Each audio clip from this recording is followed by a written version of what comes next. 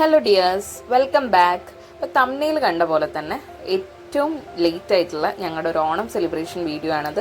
നിങ്ങൾ കാണുന്നതിൽ വെച്ചിട്ടും ഏറ്റവും ലേറ്റ് ആയിട്ടുള്ള ഒരു ഓണം സെലിബ്രേഷൻ വീഡിയോ ആയിരിക്കും ഇത്. എഡിറ്റ് ചെയ്യാനുള്ള മടി കൊണ്ട് ലേറ്റ് ആയതാണ്. ഡേ 1 സ്റ്റാർട്ട് ചെയ്തത് ഡ്രസ്സ് എടുക്കലിലായിരുന്നു. അതും വളരെ ലേറ്റ് ആയിട്ട് പോയൊരു തീരുമാനമായിരുന്നു. ഡേ 2 എന്ന് പറയുന്നത് ഓണത്തിൻ്റെ തലേ ദിവസമാണ്. അന്ന് ഞാൻ എല്ലാ വെജിറ്റബിൾസും ക്ലീൻ ചെയ്ത് കട്ട് ചെയ്ത് വെള്ളത്തിലിട്ടിട്ട് ഫ്രിഡ്ജിൽ കയറ്റി വെക്കും കേട്ടോ. പിറ്റേ ദിവസം ഓണത്തിൻ്റെ ദിവസം നമുക്ക് രാവിലെ വളരെ ഈസി ആയിട്ട് കാര്യങ്ങൾ ചെയ്യാൻ വേണ്ടിയിട്ടാണ്. പിന്നെ തലേ ദിവസം തന്നെ കുക്ക് ചെയ്ത് വെക്കുന്ന ആളുകളുണ്ട്. എനിക്കെന്തോ അത് ഇഷ്ടമല്ല. ഓണത്തിൻ്റെ ദിവസം രാവിലെ ചെയ്യാറാണ് പതിവ്. അപ്പോൾ അതെല്ലാം എനിക്ക് വളരെ ക്ലീനായിട്ട് ഒരേ ഏകദേശം അളവിലെല്ലാം കാണാനാണ് ഇഷ്ടം. അപ്പോൾ അതെല്ലാം കട്ട് ചെയ്ത് വെക്കും.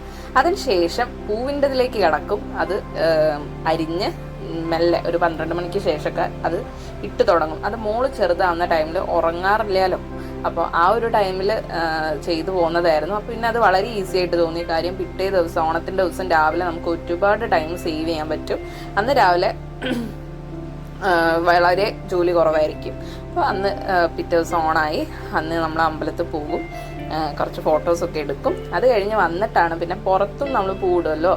അപ്പോൾ ബാക്കിയുള്ള ടൈമിനാണ് പൂവൊക്കെ പുറത്ത് ഞാൻ കുറച്ചൊന്ന് ഒപ്പിച്ച് ബാക്കിയുള്ളതെല്ലാം ഇടുകയാണ്. എനിക്ക് തോന്നുന്നു ഒരു 300 രൂപയ്ക്ക് എങ്ങാനും ഇപ്രാവശ്യം 400 രൂപേൻ്റെ അടുത്ത് എങ്ങനെ പൂ വാങ്ങിയിട്ടുള്ളൂ. പക്ഷെ അതന്നെ വളരെ കൂടുതലായിരുന്നു. ഇതാണ് നമ്മുടെ ഓണം സദ്യ. പിന്നെ ഈ ഒരു ഫോട്ടോ നമ്മുടെ ഫ്രണ്ട്സ് ആൻഡ് ഫാമിലിയാണ്. അത് ഒരു മസ്റ്റ് ഫോട്ടോ ആണ്. ഒരു ഓണം വിഷു ഒന്നും അത് കടന്നു പോകാറില്ല അതില്ലാതെ. അതുപോലെ നമ്മുടേതായിട്ടുള്ള ടൈമിൽ നമ്മൾ ഒത്തുകൂടാറുമുണ്ട്. പിന്നെ ഡേ 4 എന്ന് പറയുന്നത് എൻ്റെ വീട്ടിലേക്ക് ഞാൻ പോകുന്ന ദിവസമാണ്.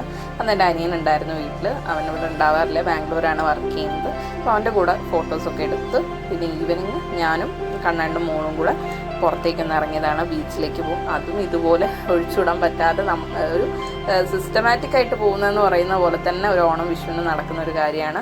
ഇത് നമ്മുടെ സ്റ്റേജിൻ്റെ അടുത്തായിട്ടുള്ള, അതായത് ലാസ്റ്റ് വരുന്ന ഷോപ്പാണ്. എപ്പോഴും പോകാറുള്ളതാണ്. അടിപൊളി ടേസ്റ്റാണ് കേട്ടോ. അപ്പോൾ പോവാത്തവർ അതൊന്ന് വിസിറ്റ് ചെയ്യാം. ഇതൊക്കെയായിരുന്നു കേട്ടോ നമ്മുടെ ഒരു ഓണം സെലിബ്രേഷൻ 2024 എന്ന് പറയുന്നത്. ഇങ്ങനെ തന്നെയാണ് ഓണം പോവാറുള്ളത്. അപ്പോൾ ദൈവത്തിനോട് ഒരുപാട് നന്ദി പറയുന്നു നല്ലൊരു ഓണം തന്നതിന്. അപ്പോൾ ഇത്ര